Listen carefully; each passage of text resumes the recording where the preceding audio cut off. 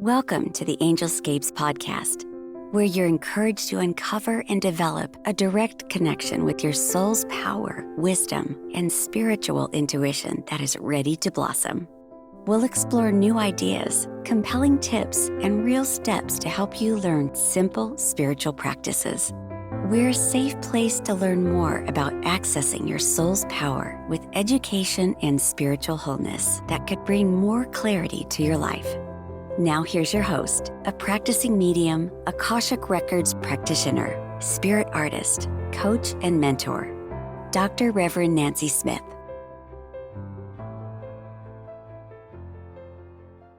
Do you notice things out of the corner of your eye that aren't really there? Or do sometimes words from a song reach out to you and catch your attention? Or maybe you're out in nature and something that you see or experience just brings you to tears, really touches your heart. Hi, this is Angelscapes, and I am your host, Nancy Smith. And in this episode, we're going to talk about 7 ways your guides and your loved ones in spirit communicate with you. And we're also going to talk about your psychic abilities. Everyone has them, and how you can learn to nourish them and develop them so that you too can hear spirit, or all the extra special things that are around us that when we hone in and pay attention to will bring deeper meaning into our lives. So before I really get going on the show, I wanted to talk to you about my Aunt Rosemary. There was just a memorial service for her recently. I think it was a couple days ago, and she's far, far away. She's farther away than I could get there to see her. Aunt Rosemary is born in 1931. She just passed 2023, so that would make her 92 years old. She had 7 children, and she had 50 grand and great grandchildren. She was an amazing woman. She's my godmother. She was a very quiet, soft-spoken woman, but very strong, organized, a great teacher and a great mentor for children and her own children.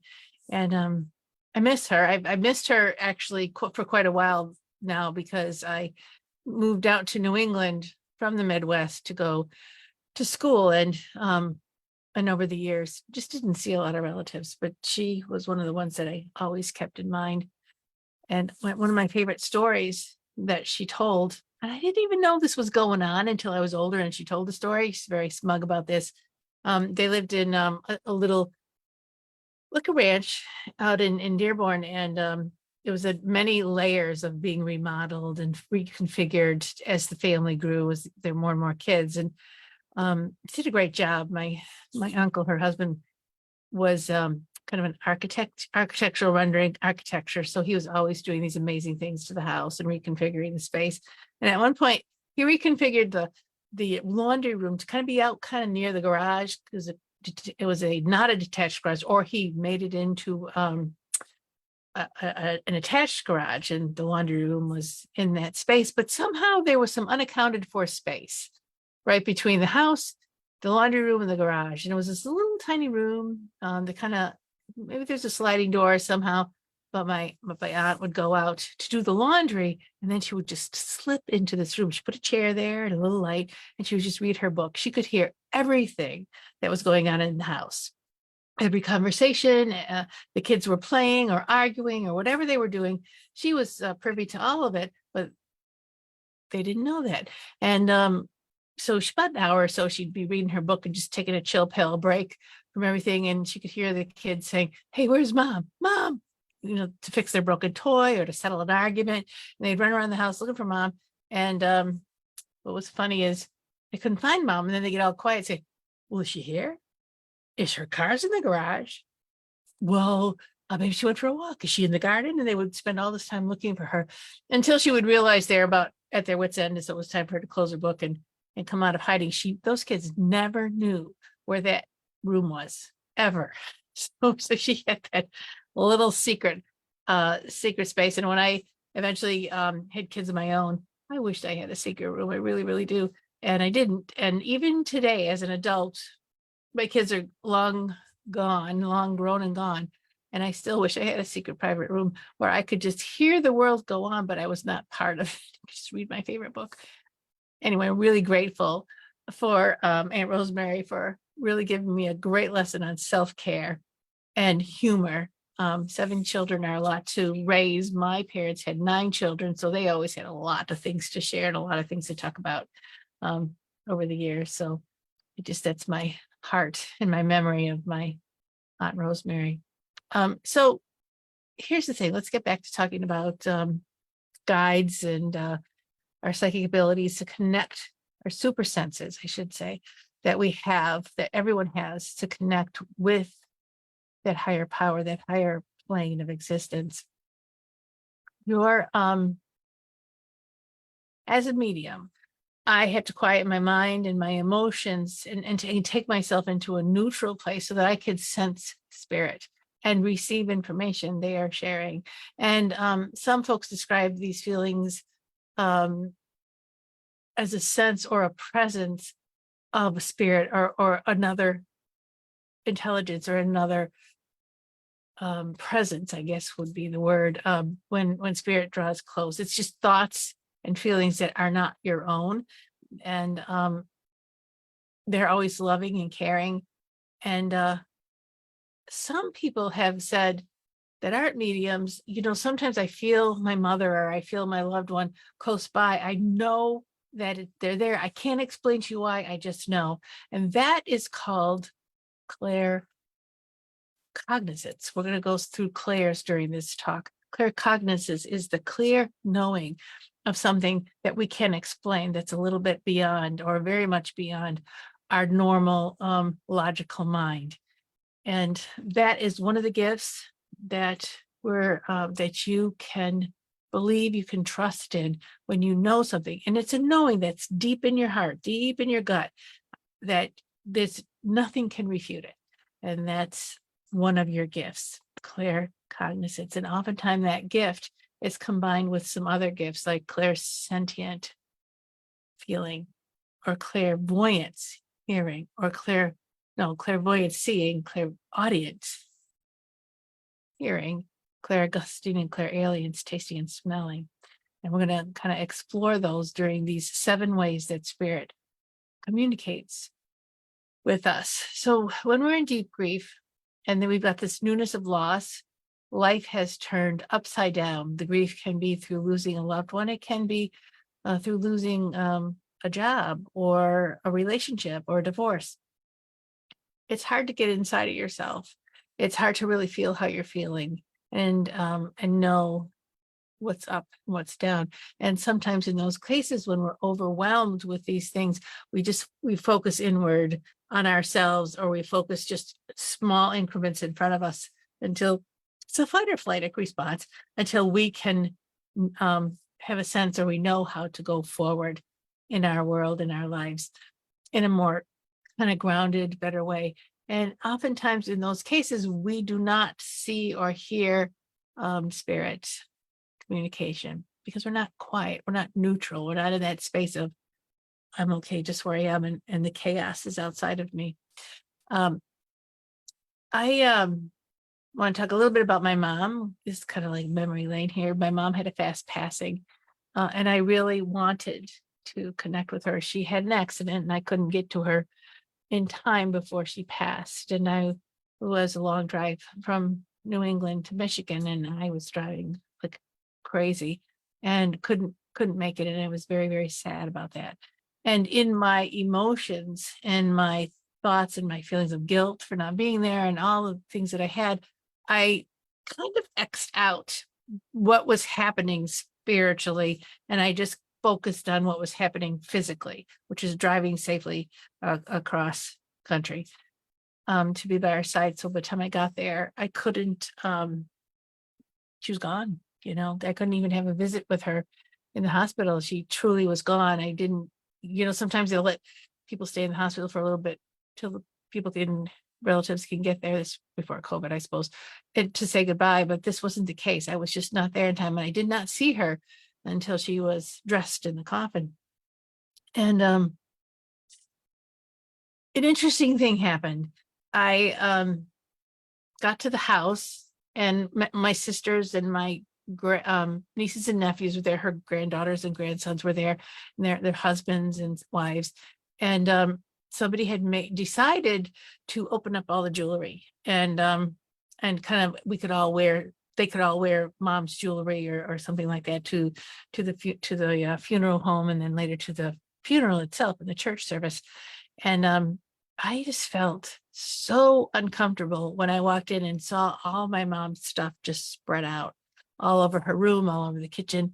And I wasn't ready to, I hadn't really taken in that she had passed. I wasn't ready to really process the whole thing. And here all of her precious things were spread all over the place. And she always kept things, in their right order and their place. And I said, geez, if mom's all her stuff spread out like this, she'd have a heart attack. And I began to collect what I thought were her favorite, most beautiful pieces. They were the pieces that I had seen her wear since I was a tiny little kid. And so I just wasn't ready to see them juggled around between nieces and nephews. And I started to collect them in one little spot. And I said, well, yeah, I think I want to wear these, something. I was just kind of in shock and not acting like myself, nor was I communicating well with anybody. And so as I think one of the sisters realized that I had just gotten there and I hadn't even processed that mom had passed, and maybe they should just chill out for a minute and let some of us latecomers catch up with the whole program. So anyway, I had my little bag of her jewelry and I set it aside, and then got late and went to the hotel. And I laid in that hotel room wide awake, staring at the ceiling with a voice in my head that wouldn't stop. And the voice kind of went like this: if I'm not happy with what's happening, I'm not happy with what's going on, I'm not happy how things are unfolding. And I thought it was my voice. I thought it was me being unsettled with what I'd seen. And the other thing that I had seen was the presentation of the outfit that the sisters had picked out. Now, understanding this might help you understand, is my mom was paraplegic for 17 years. And she had very simple clothing, cute little t-shirts, sweatpants, things that were easy to dress her in, things were easy to change her in should something happen during the day, because she couldn't really manage things with her arms and hands. The things that she could move was not graceful. So they had picked her favorite. It was a blue and white striped t-shirt with an applique of some fish. It was adorable. And then they had this pair of pink sweatpants, were very soft and warm and colorful. And I kind of, and then they found a little walrus necklace. They found something that would, kind of on a nautical theme. And I was laying in bed, and those outfits started to, one by one, the necklace went in front of my head, and then the t-shirt with the fish went in front of my head, and then the pink pants went in front of my head, and then this hat, this white knit hat that she always wore because she would get cold fast, wet in front of, and I was looking at all this stuff going, what's going on in my head? What is going on? And then I heard my mother's voice as loud as can be: if you bury me in this outfit, I will haunt you for the rest of your life. I went, then I realized what I was hearing and what I was seeing was actually my mother from the spirit side, which totally took me by surprise because I had just been so shut down. So I laid there and I said, is this you? Is this really you, Mom? And the thought and the feeling just kept repeating themselves over and over again about her unhappiness of what she was going to wear during her last big party on this planet, on this earth plane. And I said to her, Mom, it's not up to me. I can't make this decision.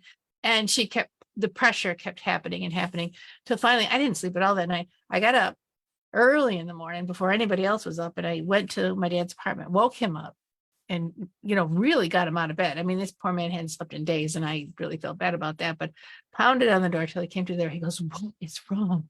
And I said, I got to talk to you. I said, I'm the oldest. There's 9 of us, and I've known Mom more than anybody else, longer than anybody else in the family. And what I remember of her is she was always the best looking lady. My mom was beautiful. long legs, tall, gorgeous red hair. And so am I. No, I'm kidding. But I said, Dad, you remember she was always the best looking woman in the party, and she would spend hours getting her outfits together, and they're always impeccable. They're always perfect. He goes, yeah, you're right. You're right. Right. We were talking about that. And I said, so why are you burying her in a t-shirt and sweatpants? And he goes, I didn't even think of that. I said, yeah, it's her last party here on earth, and she needs to be the best looking woman in the group. And I'm afraid that if I don't tell you this, and if we don't fix her outfit, she will haunt you for the rest of your life. And he started laughing.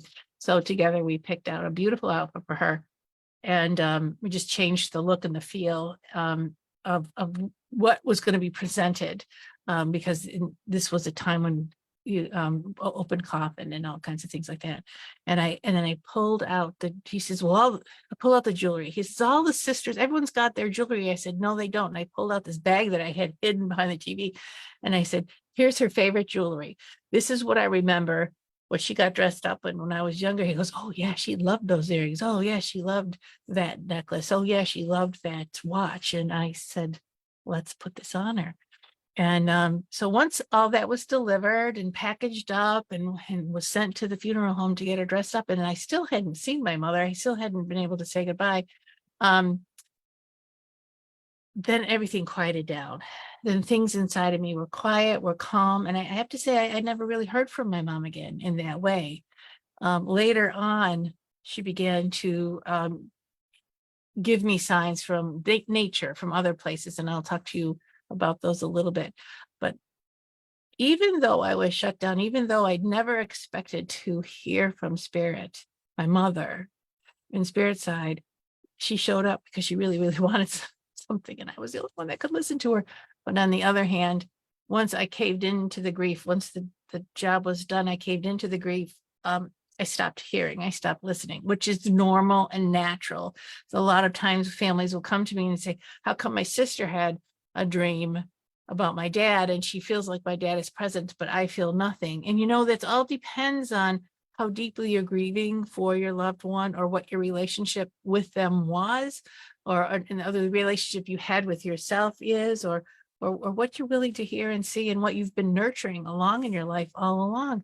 So many variables are here. So I want this conversation tonight is to talk to you about how to change up those variables, how to really work with your super senses so that you can have the conversations that you're looking from spiritual guidance, or from loved ones, or just from the spirit of nature that's around you. I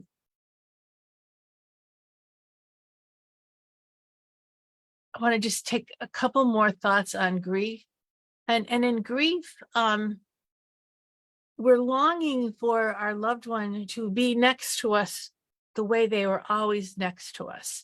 And when they go into spirit, when they die, they're in spirit. And as a medium, I spend my life proving the continuity of life. So I feel very confident to say, when we move to spirit, we are still very intelligent, very much alive, but we're in spirit form, but we're not in that physical form. We can't say those things that we used to say. We can't cook that popcorn the way we used to. We can't argue with the person that we used to, or the people who are here left on the earth plane can't argue with us back the way we were used to. So we need to create a new relationship and a new way of conversing with the loved ones. And sometimes it's too much to even think about doing that. So the grief that we feel can sometimes get us snagged up or caught up in the past.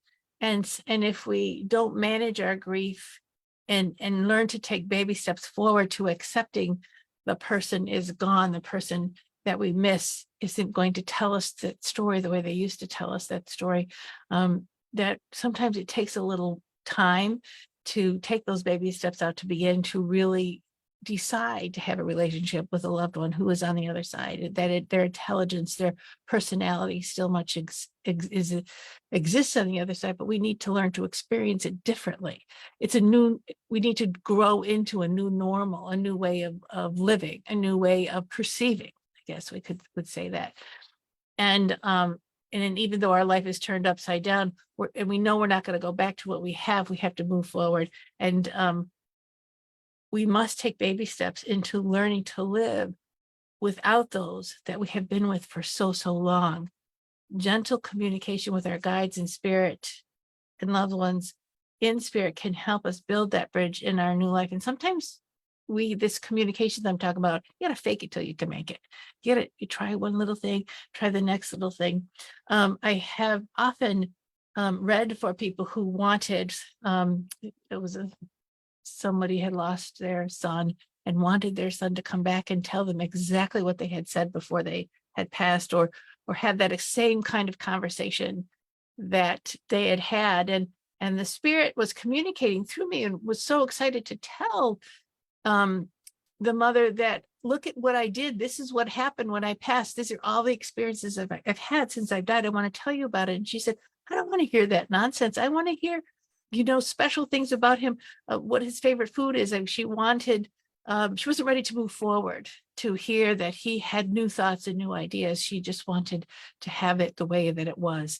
And so that made the reading was very painful for her, very difficult. And another woman was Mr. Husband. Her husband had passed, and she wanted to know why this and why that. And apparently, as we kind of went on, and he came through, and we were communicating. They had argued for the last 10 years of their marriage, and during that argument, she wanted certain things from him, and he had disappointed her. And in the mediumship connection, she wanted to pick up where they left off. She wanted to continue the argument. And I have to say that till death do us part, he's done with the argument. He really is done with the argument. He loves you. He has more things he wants to say to you, but he wants to move on from where you were stuck in your marriage. And this was also a very painful and difficult and a psychologically challenging place for her to be in during her grief. And so sometimes we need to work with our grief.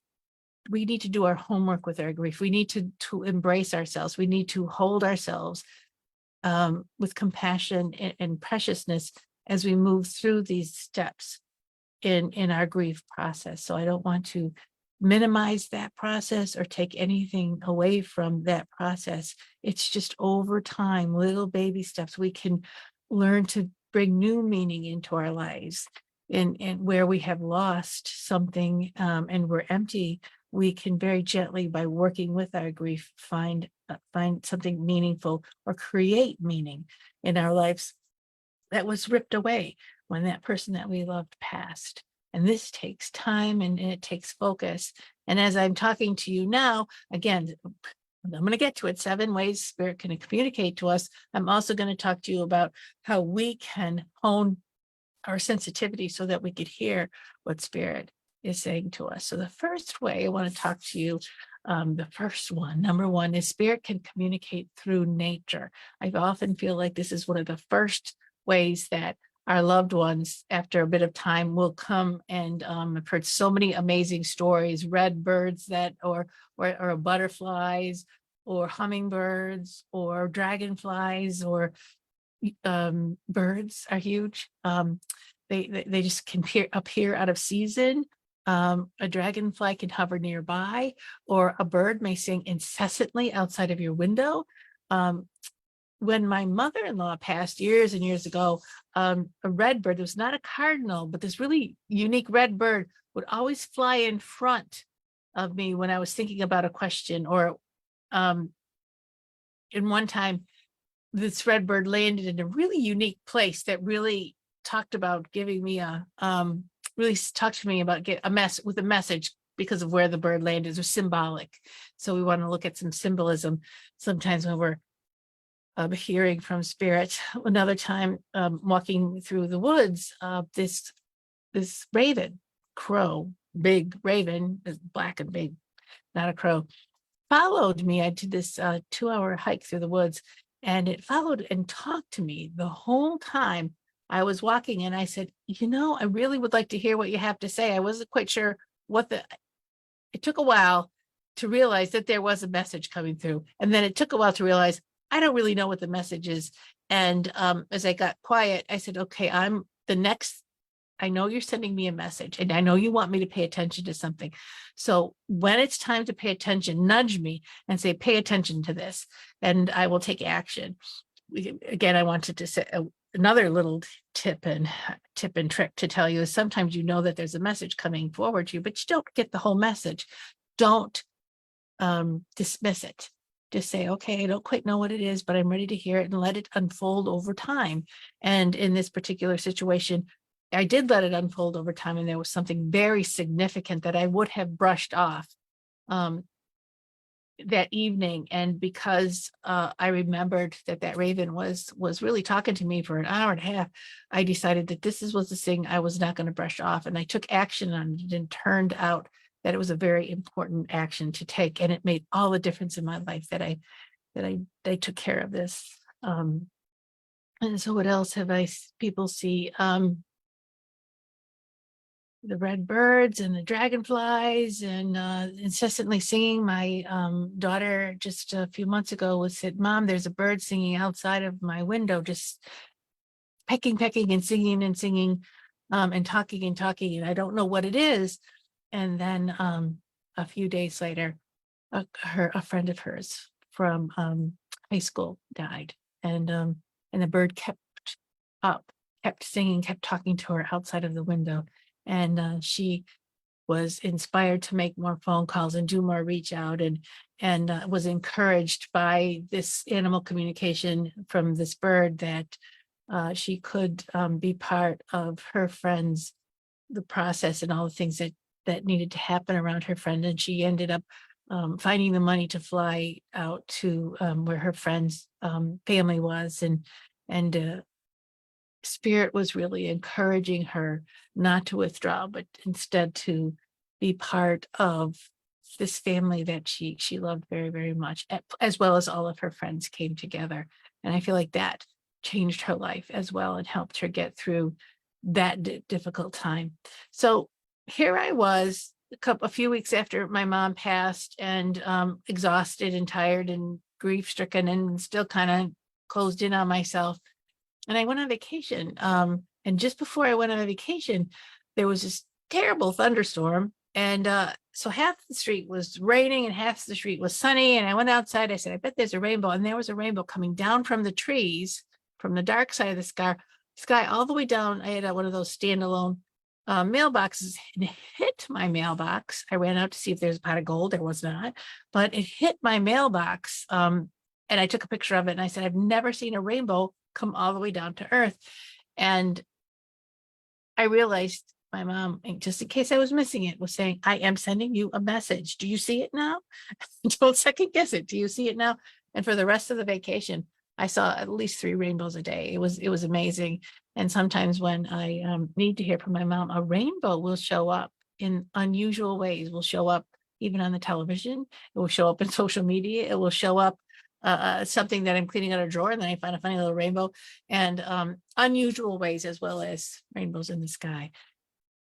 So when you're out in nature, or when you're feeling a little cooped up, nobody's talking to me, I don't have any spirit communications, go for a walk out in nature. Or, if you can't leave the house in the middle of the night, look at some nature programs on TV, or open up your computer and just look for beautiful natural pictures in nature, and see what you can come up with, and just let spirit work with you as you do these random walks and random connections. Sometimes when I'm having trouble making decisions, dragonflies or hummingbirds can show up and say, there are 2 ways of looking at this. There's a spiritual way, and then there's an earthly way. The other animals and birds that show up for me are herons and swans and hawks, crows and ravens. They all speak to me from the other side. And even spiders and flies can send me messages, and they can send you messages too.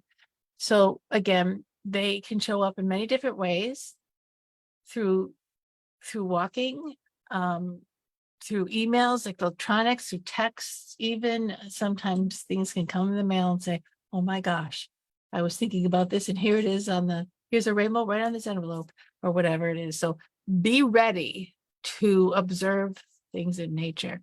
A call to action would be to spend extra time observing nature, and ask for a connection. I'm going to go out, I'm going to enjoy myself, I'm going to relax, but I am looking for a connection to the higher side, and I'm willing to see, I'm really willing to perceive and accept whatever is here. Um, Even if you're going for a walk, or even if you're just lounging on the porch outside, the first step is to connect with nature, let go of any expectations, and go to a neutral place and imagine that nature is nurturing you in all the ways that it can. And then let the sounds and the smells and the walking in the dirt all bring you back to your senses, your physical senses, and allow nature to take its course. You may need more than one walk if you've been cooped up inside for a while, and all the while be in an observant, receptive state. If you feel something in nature is reaching out to you, open up your clairvoyance and open up your clairaudient, so that what are you hearing in the leaves of the trees? What are you hearing outside? Are you hearing a busy little squirrel unwrapping some whatever nuts, or eating your plants, or maybe birds are singing, or maybe the birds have stopped singing? And so you want to open up to the clairaudient, and as you hear the sounds, very gently see if you can hear what's behind the sounds or underneath the sounds. And then as you open up to the sounds, it's your clairsentience, you're feeling. How do you feel about these sounds? What are these sounds telling you or communicating to you through your feelings? Clairsentient is feelings. And it's funny how our feelings are in our senses, in our bodies. Could be our emotions, could be our heebie-jeebie feelings, it could be our physical self, it could be a sense of well-being, and all these feelings can speak to us and bring us messages. So clairaudient and clairsentient together can work really well out in nature. So the second way that spirit can talk to us. And I want to say hello to all my Facebook peoples, Lisa and Karen and Rick and Bernie, Maria, and thank you for coming on and making comments. Great topics for discussion. Most of my family is gone, and each communicates or visits very differently. That is such a good point, Maria, because we're all different. We all talk to each other different. We all have different voices. We all have different personalities. So why wouldn't spirit communicate to us in very different ways, right?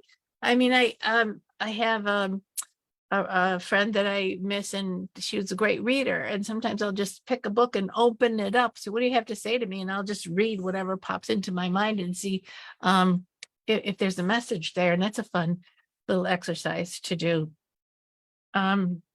So the second way spirit can communicate with you is your daily routine is disrupted. So after my mom died and the funeral was over, my daily life started up again, and I threw myself into a routine. This routine was meant to comfort me, to get myself grounded again, to get myself back into life. Even though I didn't really feel like I was getting easily back into life, the routine was telling me I'm still alive, I'm still breathing, I'm still functioning. A routine can be the best medicine to get us on our feet again. Even with the best laid plans, things can happen and disrupt our routines. The coffee maker starts to leak. The shower drain becomes clogged. The car breaks down, and all kinds of things, small or big, happen that disrupt us and slow us down. And this can be our guides saying, slow down. Overflowing of water or pipes means to me, when that happens in my life, I'm bottling up my emotions, and I need to speak. I need to say what I want. I need to express my feelings somehow, somewhere. And if there's nobody around listening, I need to at least put it in a journal, or I need to go for a walk or do something to acknowledge that I'm feeling a little pent up, and I need to move that out. Another thing that talks to me when I have a disruption in my routine is that something breaks, something is worn out, or maybe the car breaks, or something is just worn out and not, well, the car breaks is a whole different thing. It's too worn out. I'm not taking enough time to rest, or I'm relying on something without putting the oil in, or making sure that there's my toothbrush will break right in my hand. I'll be brushing my teeth, my toothbrush will break. And I'm a little too stressed. I'm a little too intense. And that's kind of obvious. But when something happens that's unusual, then and not so obvious, take your time to say, okay, so what are you telling me? What is the message here? And so we can use claircognizance as a superpower to say, what do I know to be true now that my toothbrush is broken? Now, what do I know to be true? Besides the drain being clogged and there's too much hair in it, what do I know to be true about this water overflowing? Take a moment and just observe yourself. Lots of times weird things in life have messages for us. And sometimes weird things in life are just weird things in life that we need to take care of. But if you understand about the flow of energy and you say, hey, I'm not telling you to use this as a way to punish yourself or make yourself crazy, but to say, what could be the message here of this coffee pot leaking all over the counter? Or what could be the message here that my Fire Stick on my TV doesn't work anymore, and I can't get the TV to work. What is Spirit saying to me? I recently had some tech fail. I was giving somebody a reading, and she said, the tech failed 3 times in a row. I think we should reschedule. And thank God she was willing to say that, but so that I could get off of my hamster wheel of just I got to make this work. And she said, well, let's take a look at the situation and take it for what it is, and that can be Spirit speaking. And the skill to use would be inner knowing. What do I know to be true about this unusual situation? So a call to action is also to slow down for a minute and observe yourself and acknowledge the feelings that are running through you. So clairsentient can be at play as well. Love yourself in the moment and appreciate one small thing in your life in that moment. Thank Spirit for helping you to slow down, because it is your loved ones or your spirit guides or your guardian angel that are talking to you, and they're saying, take a moment, sweetheart, just take a moment and look at the big picture. Hopefully that speaks to you. So third way, this is a kind of a miraculous little way that Spirit has of communicating with us, and I call it, where did that thing go? An apport is when Spirit transfers an article from one place to another. It actually does happen. It can happen to your car keys all the time, and that extra sock that you love to wear is all of a sudden missing. I swear they're apports, and then the dryer will spit them out 2 days later once we get the message. Just call me crazy. But an apport, a good story that I had my favorite earrings, not wearing earrings today, opals, little tiny opals with gold. They were I love them. And I got them years and years ago when I was young and didn't have money to spend on jewelry, but I decided to buy these opals. So I kept them in a really safe place in my jewelry box, very, tucked in there real nice. And I moved. And during the course of this move, it was a challenge. I was selling a house, moving to a condo, and there's all kind of money issues, and there are all kinds of new skills, new tools that I had to figure out how to do in my life, and I wasn't sure I was capable of doing them, and I had a lot of doubts, but I had to do what I had to do. So I packed up the clothes, I kept the furniture and the kitchen. We've all packed up, we've all had to move, and it's a pain in the patooties. And got to the condo and unpacked. Didn't happen in 3 days, happened over a period of time. And as I unpacked my jewelry box and I was looking for my favorite earrings, I could only find one. And I said, how could I be missing one? How could this have happened? I was so careful with everything. I was very upset with myself and very upset with the whole thing. I didn't want to move anyway. I didn't have to do all this. I didn't want to have to do all this. And this is how it happens. And I went down this rabbit hole of remorse. And then I let it go, because we do have to move on in our lives. So about a couple of weeks later, I had a couple boxes of tools. I had a box of that I kept all my picture hanging stuff in, my nails, little hooks. And I said, you know what? I ought to hang some of these pictures here, just make this place feel a little homey. So I opened up my toolbox, and then I found that box of nails and hangers, and my earring was in there. How did one earring get into this toolbox? And I sat down and I said, well, this is the most ridiculous thing I've ever seen. And I said, wait a minute, there's a message here. I said, the message is you just have been a scatterbrain and you put one earring and and I said, no, I know I didn't do that. I know myself. I know I didn't do that. So I sat down, I said, there has to be a better answer. And I just looked at the earring. I looked at all the tools, closed my eyes and said, what's the message? And you know what? After a minute or so, what I heard is you have enough tools to move forward in your life. You know what you're doing. And you can take your tools and make something beautiful for yourself in your life. And I just about fell over. I said, that is the best message I've ever gotten. So I took my earring and put it back in the jewelry box and I hung my pictures and I just created beauty around me to calm myself down. And it was a beautiful, beautiful message. So apports do happen. And when an item is misplaced, call to action here, when an item in your life is misplaced, do take a moment to acknowledge spirit in your life and ask them to help you find the lost item, stay calm and relaxed, and have a good laugh or a good cry, because sometimes things go wrong because we need to have a good cry, and that's just fine.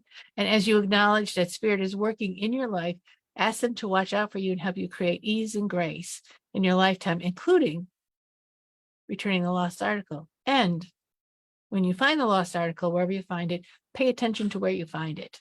What's the message there? What are the arrows pointing to? What can you learn? Take a moment to say, oh, thank God I found these keys, but I found them in the refrigerator. What's going on? What's the message? And sometimes you want to make yourself out to be scatterbrained or not so bright or what we're thinking about. And other times you just need to accept that there's a message. There's a larger power happening in your life, and there is a message. So the senses to use in this third way of spirit communicating with us is our sense of sight. Close your eyes and imagine if you're wishing for something different or you're wishing for something to show up. Close your eyes and imagine what they would look like. If you lost your keys, imagine them holding them in your hand, for instance. And then imagine how many keys was on the key ring. Was there a keychain on it? What did it look like? And how many times have I picked those keys up? And how many times have I carried them? How many years have I had? So look at, imagine, use your sense of sight, that's clairvoyance. And then how did I feel every time when I wasn't paying attention to these keys? How many memories would these keys hold? If these keys could talk, what would they be telling me? That kind of thing. And that is developing your clairvoyance, to be able to see things beyond what is in front of your nose. And so the call to action is acknowledge that spirit's working in your life and use your sense of seeing, clairvoyance. So the fourth way that spirit can speak to us is through flickering lights and ringing phones with no one there, and the TV turns on by itself. That's always crazy when the TV turns on by itself. My smartphone sometimes goes nuts, and my contact list likes to rearrange itself. And sometimes when I'm butt dialing somebody, I really am not butt dialing somebody. Occasionally, when a call comes in and the ID on the call is somebody who's passed, that's always very strange. My dad, a year after he had passed, sent me a happy birthday text. Actually, it was a phone call that came in, and it was from my dad. And there it was in the caller ID. And then something popped up that also said happy birthday along connected to that. And I just about flipped out. It said, this is impossible to happen. I'm a medium saying this is impossible to happen. So trust me, skeptical thoughts are alive and well in all of us. And those skeptical thoughts sometimes keep us from hearing the messages or seeing the messages that we need to see. But spirit is energy. So energy and energy work really well together. So flickering of the lights or electronics kind of working a little bit differently. I had something happen not even a week ago. I'm getting ready to sell my house. I've had this rental house for 20 years. I lived in it for 5 years, and then I ended up renting it. And it's time for me to sell it. And I just finished cleaning up. I know I had people coming over, help me paint, clean, and everything. And then I was doing the last finishing touches on it and was closing down all the lights. But the last light flickered. it was a good light. It was on. It was fine as it was going through the house, but as I was leaving, it just went, whoosh, whoosh, whoosh, and I realized, I remembered there was a spirit in the house that always liked to talk to me. And the spirit was saying hello or goodbye, or I'm not sure what he was saying. He was just saying, I see you're here. I'm recognizing you as being here. So I also remember I was looking at a house, well, years and years ago. I was looking at a bunch of houses. Which houses am I going to buy? I was going to move. And one of the houses kind of looked through the whole house. They had a big screen TV in a little tiny house. And as I went down and through a room and then came back into the living room, the TV turned itself on. And I thought, well, son of a gun. And I decided I didn't necessarily want that house if the TV was going to turn itself on by itself. But that was kind of a signal of, hey, I see you, you're here, hello, kind of thing. So the call to action on this fourth way of spirit communicating to you is acknowledge that spirit is working in your life and thank them for reaching out to you. And let them know you are willing, maybe, or sometimes not willing, depending on the timing, to receive them, and that you are open to receiving them. You are also free to say, I'm not open to receive you just right now because it's 3 a.m. and I just as soon sleep. But I will be more open at 8 a.m. when I'm up and brushing my teeth to hear what they have to say. So you want to give some give and take here to say, thank you for communicating with me. And the best time is this time. The worst time is this time. So I want to kind of inspire you to think about using your clairalience and your clairgusting. So when you're talking to somebody, this is almost fits into the flickering lights, but when you're having a conversation or you're connecting to something that's trying to connect with you, or it could be another person, I want you to imagine what it tastes like. Does this taste like chocolate chip cookies? Or does it taste like sour lemon? Or does it taste like limited cheese? Or what does it smell like? Does it smell like those beautiful cookies are baking? Or does it smell like the honeysuckle outside of the door? Or does it smell like a skunk? And as you use your senses of taste and smell, let your reactions to those tastes and smell that you're imagining tell you, is this a good situation or not? Is this a sweet message, or is this not such a sweet message? And as you use your sense of taste and smell, you can remember the loved ones with their perfume, or the aftershave, or you can remember something that a loved one used to cook, or you can remember how, when so and so used to give you a hard time, it didn't smell very good or didn't taste very good. And this is also a good way to let spirit communicate to you as you're trying to make a decision with somebody else, or as you're meeting somebody new, or as you're having a conversation with somebody new. You can ask your senses to say, so what does it smell like? What does this taste like? Is this, this tastes bad. I have a bad smell in my mouth. So maybe the deal that you're getting into is not a good one. Or maybe you have a taste and a smell of something very sweet. And yes, go forward. That's a yes to go forward to explore it more because it's good. It's nurturing. So I want to say hi to Bernie and Drew, and thanks for coming up. And 5, synchronicities. Synchronicities are funny things because it's like when something happens throughout your day and then something else happens that matches it, or when something on your iTunes on your phone starts playing on its own. It's happened to me a couple of times, and the songs can come on that give you a message. I had recently a song popped into my head that I had heard on and off, throughout my life, but I had the lyrics all wrong. And as I was thinking about someone, the song popped into my head. And this is somebody who was ill and not doing well. And I thought, well, I wonder what that message is. And I looked up the lyrics of the song and I said, oh my God, that is a message. I had to take some action on that. I had to really think about what the song meant and what did I want. The song was a message that I also needed to deliver to other people. And how did I want to do that? So I had to sit with this for a while, but but it was really surprising. So really surprising that I had the lyrics wrong. And so when I looked up the lyrics, the message went even deeper. And so that was a really Spirit really proving the continuity of life, because what I thought the song was about was not what it was about. What it was really about was truly the true, absolute, accurate message. So, so pay attention to these things. So synchronicities. What's another synchronicities?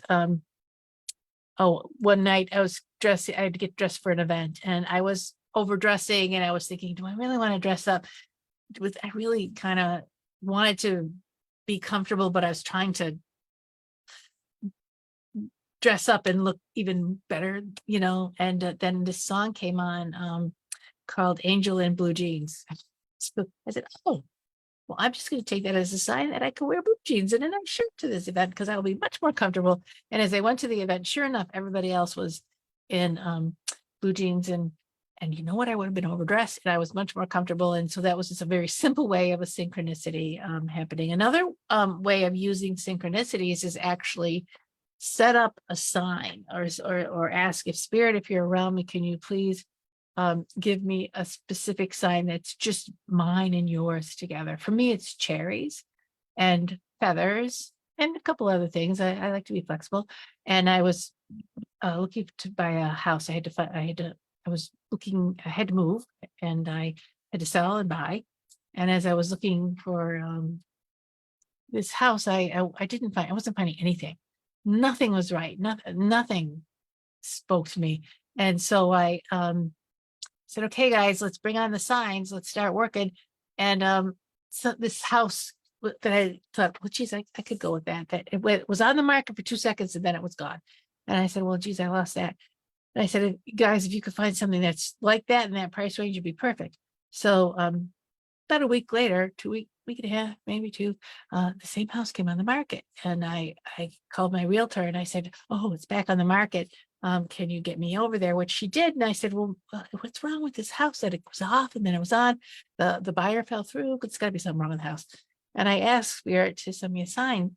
And I was thinking about cherries and feathers. And so we were walking through the house, and the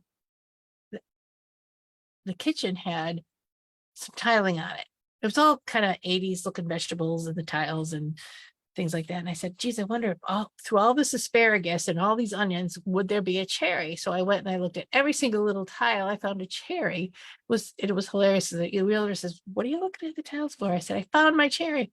And then because I knew that I had to move fast on this purchase, this offer, or else I would lose it again. And then I said, okay, guys, I got the cherry. I said, if this feels good, it looks like I'm going to go with, and what do you say?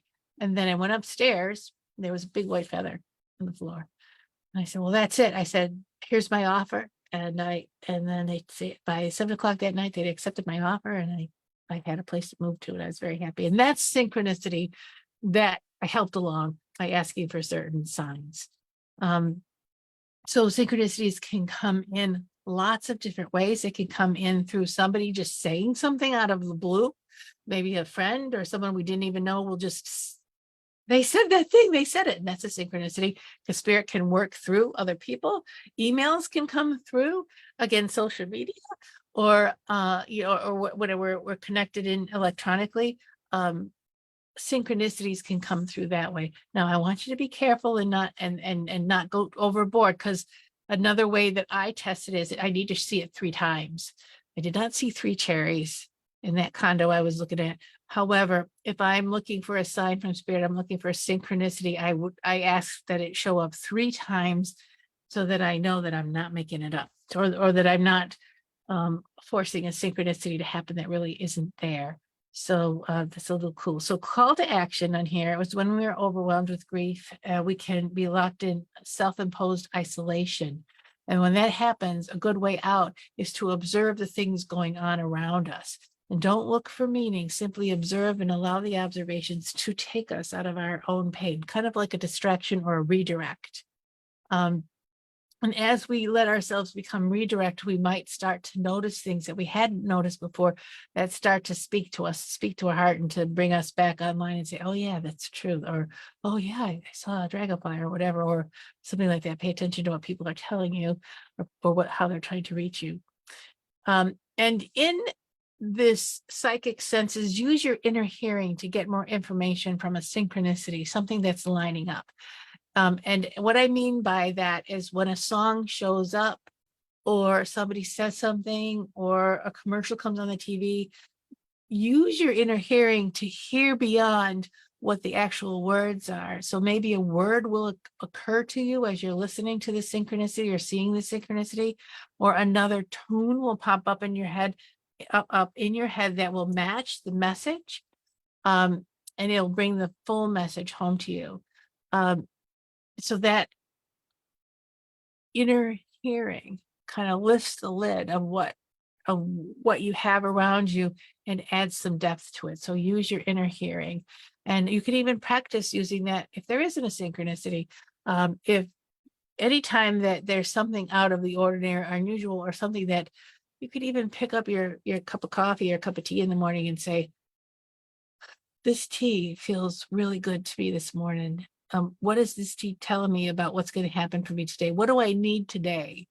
And sure enough, your inner hearing, and your inner clairaudience will speak up and say, you need to take your time, let things cool down before you jump in. And that, or something like that will occur to you. So that was 5 synchronicities. And now 6 is, and we're getting down to 7. 6 is information just shows up.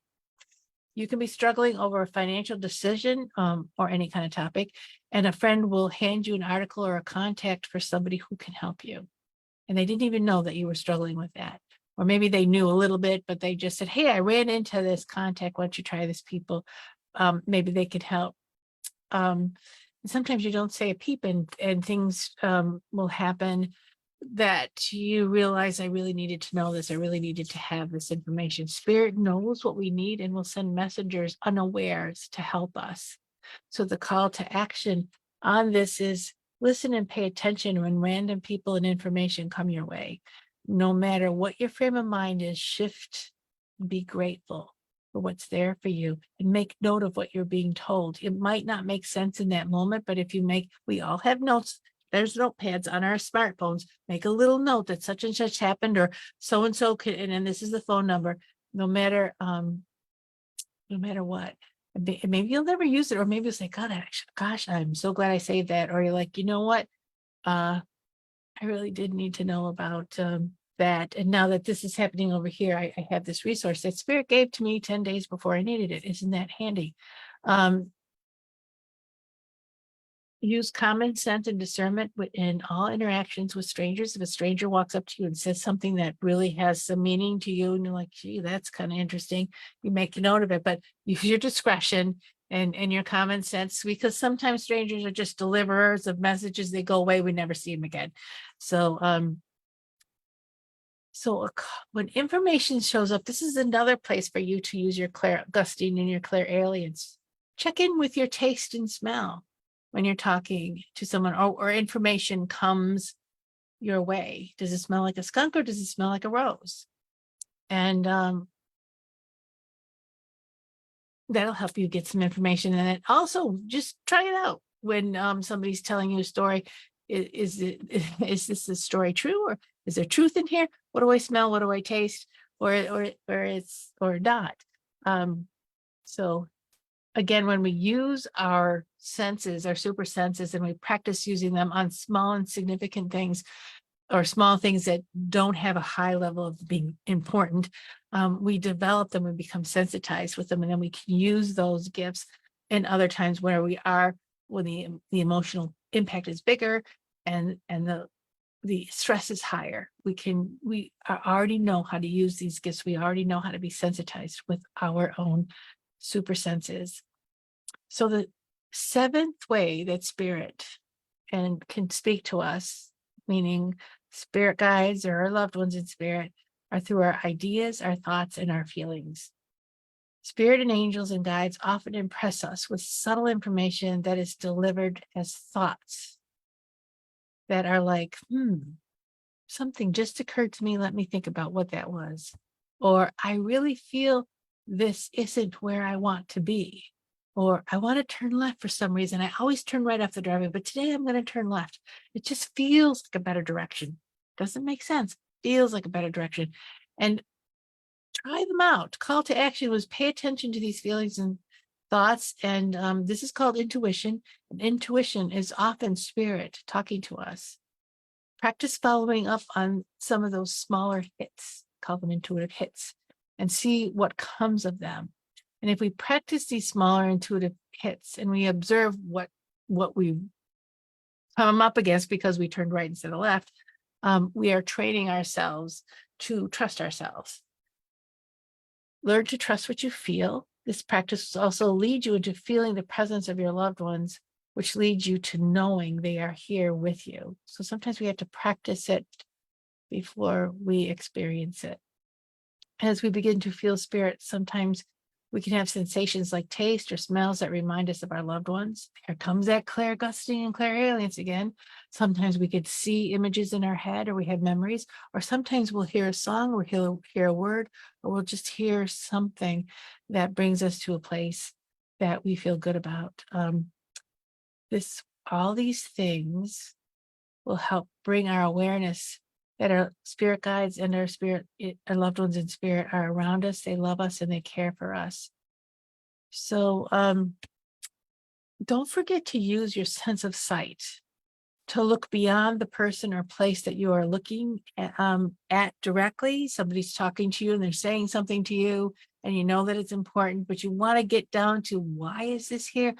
You can, while you're listening, you could look a little bit beyond them and fuzz out your vision and see what is beyond them, as if you could see your surroundings in different dimensions, or as if you could see you're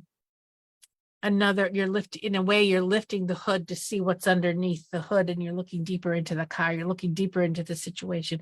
Maybe there's something symbolic that you'll see, or maybe there's a color, or maybe you'll just see a loved one in spirit standing behind them. You say, you know what, that's exactly what Joe would say to me, and here you are saying it. And maybe if you fuzz out you could kind of get a sense of Joe standing behind them. Ask spirit to show you who or what it is really there. I want to tell you this really funny story. A friend of mine was a teacher, second grade teacher, and she was really into intuition. She trusted children's intuition. She was really made it a priority to teach them how to trust their intuition. And one little drawing assignment, a little kid came up and she said she had this black kind of fuzzy monster with big teeth, and she said, I keep seeing this in the classroom. He's over there in the corner. And she looked at him. She says, what could this be? And she eventually brought me the drawing, and she said, I think the school is built on an Indian burial ground, and I think it could be this, and I think it could be that. And we were looking out. I went down that rabbit hole with her in 2 seconds. We were all talking. And finally I was asking Spirit, what could this be? And I sit there and talking to Spirit, says, none of this is making any sense. And finally it just occurred to me. I said, did your little dog just die like 2 weeks ago? She goes, yeah. I said, was he a little fuzzy black dog and he barked a lot and he had shiny white teeth because you kept him really clean? She goes, yeah. I said, your dog is in the classroom. And she goes, oh my gosh. And she said, that's absolutely true. She went back and talked to the student. Later, I found out that it wasn't a big monster. It was just a little thing in the corner that was making a lot of noise. And when the student finally said, no, it's just a little thing. She said, oh, could it be a dog? Yeah. And so we had that validation, that confirmation. And it was hilarious.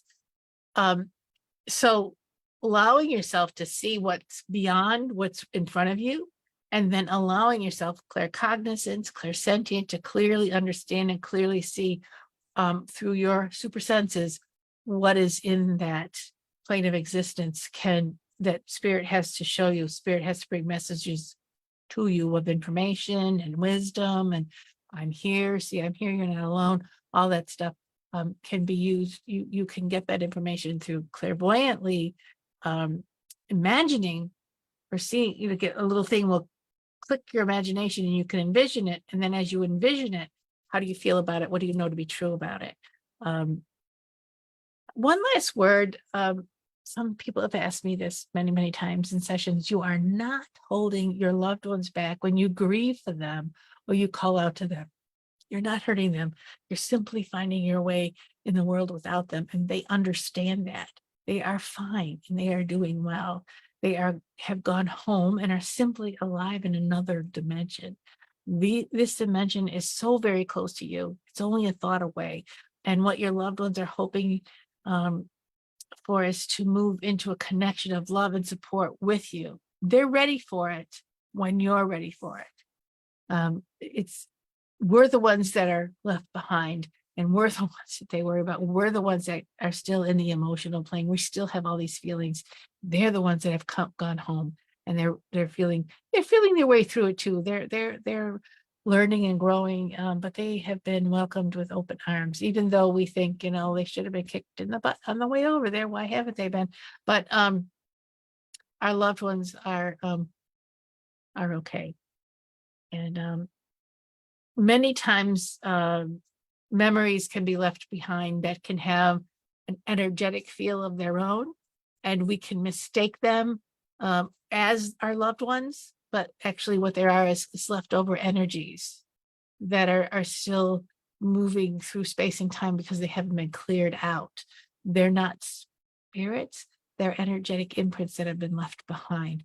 So if you're unsure at all, go back to when you felt the best with spirit, where you have the confidence in maybe your guardian angel or a spirit guide, and ask them, what's going on here? And can I have the real deal? Can I have the skinny on this? So what's actually going on here, so that you can get the reassurance that your loved one is fine and dandy on the other side. You're still working through the emotions and the energetics of things, the motions of the energetics. See, emotions are energy in motion. We're still working through that. And sometimes we confuse that with spirit. So that's why the healing process and the grief process takes its time in our lives before we get really a clear connection with our spirit, our people in spirit. So I want to check in a little bit to Sylvia. So good to see you, Sylvia. And Deborah says, I see numbers on the clock or a house I'm passing that are attached to them. Yeah, and numbers, we could go into a whole nother program on numerology and what numbers mean. And so that would be a good thing, Deborah, for you to kind of do a little study on what numerology is. And then on the right along next to numerology are angel numbers. They're two different meanings for these numbers, but that would be a good discipline for you to kind of read up on, Deborah, so you could kind of understand what it is that you're seeing and what it is, the message that's coming to you through the numbers. I have seen the number 5 for years, over and over and over again. It was a certain time in my life, and I kept seeing the number 5, and until finally I realized, well, what 5 means change. What am I changing? What I need to change? And finally I realized, oh, I need to change my living situation. And once I changed my living situation, the 5 stopped showing up because I made the change that spirit was wanting me to make. That kind of thing. Or if 9s are showing up in your life, it's time to realize that the cycle that you're in is coming to an end, and that you don't have to keep reinventing or reliving the cycle. You can let it go. You've learned all that you can learn. That energy is gone and past, so you can move forward. So you see 9 showing up, and we should have a show on numerology, which leads me to say I've been talking for a while. I need to get going here on this episode. I'd like to know if you'd like me to talk about any specific ideas or talks you'd like to know more on. Give me a shout. You could do it on Facebook at Nancy of Angelscapes, or you could contact me at nancy@angelscapes.net. You can go to my website, angelscapes.net, and contact me that way. I offer all kinds of sessions. You can go onto my website and see what I have to offer for you. I also have a 15-minute discovery session if you'd like to talk to me more about what I have and what you need. So angelscapes.net, and I'll be happy to hear from you and any questions you might have. So for now, stay in the grace of spirit, practice these 7 ways of listening to spirit as spirit is trying to speak to you, and go with grace, go with God, and have fun with all of this. Thank you for joining the Angelscapes podcast. We hope you've gained new insights and inspiration for your journey to uncover and access your soul's power. For more information and a deeper dive into finding clarity in your life, go to angelscapes.com. Remember to subscribe so you can be part of the discussion. It may just change your life. See you next time.